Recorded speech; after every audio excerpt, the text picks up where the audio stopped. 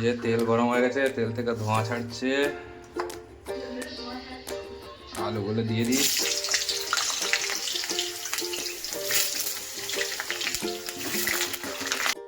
আলুতে একটুখানি হলুদ আর একটু নুন দিয়ে ভেজে নেবো।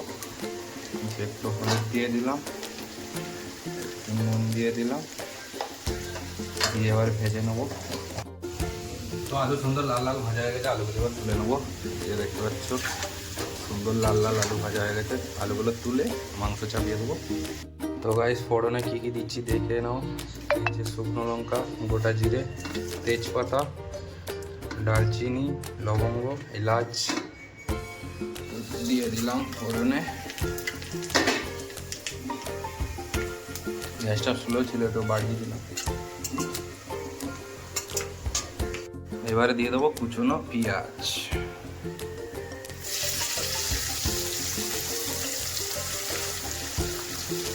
একটু নুন দিয়ে দেবো যাতে পেঁয়াজগুলো তাড়াতাড়ি গলে যায়। আরও লাগবে, এখন একবারে দেবো না, পরে চেক করে আবার দেবো। এখন 2 চামচ দিয়ে দিলাম যাতে পেঁয়াজগুলো তাড়াতাড়ি গলে যায়। পেঁয়াজ, টমেটো আর শুকনো লঙ্কা ওটা দিয়ে ভালো করে কষে নেবো।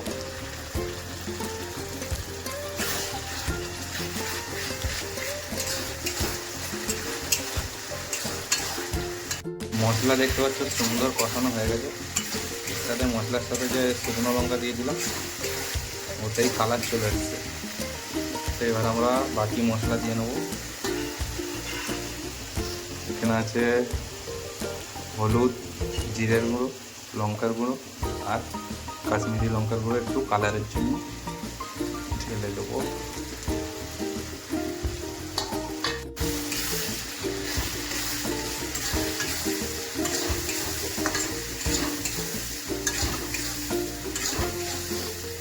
এবার খালি কালারটা আসবে তোমার গাইস, মশলার কালারটা খালি দেখো, মশলা দেখেই খেতে ইচ্ছে হচ্ছে। মশলা দিয়েই ভাত খাওয়া যাবে, মাংস আর খেতে হবে না। মশলা সুন্দর কষানো হয়ে গেছে, আমরা মাংসটা ঢেলে দেবো। মাংসটা ঢেলে দিলাম, দিয়ে দেবো অল্প করে দই। দই দিয়ে দিলাম। গাইস কালারটা খালি এসছে দেখুন। আর এখানে আমি চেক করলাম, হালকা নুন কম আছে, হালকা করে লবণ দিয়ে দেবো। আর কষার সময় হাফ ধনেপাতা দিলাম, নামানোর আগে একটু দেবো। আলুগুলো দিয়ে দিলাম লাস্ট ফিনিশিং। তো বন্ধুরা দেখতে পাচ্ছ হয়ে গেছে পুরো একদম কষা কষা। জল দিইনি, একদমই জলই দিইনি, যা জল উঠেছে ওতেই সব সিদ্ধ হয়ে গেছে আলুটালু। এই যে লাস্ট ফিনিশিং গরম মশলা দিয়ে লাগিয়ে নেবো।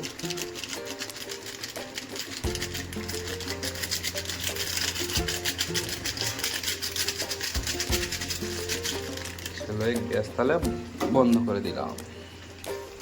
তাহলে দেখা হচ্ছে পরের ভিডিওতে। আজকে আর খাওয়ার ভিডিও দেখালাম না, দেখা হচ্ছে পরের ভিডিওতে। টাটা।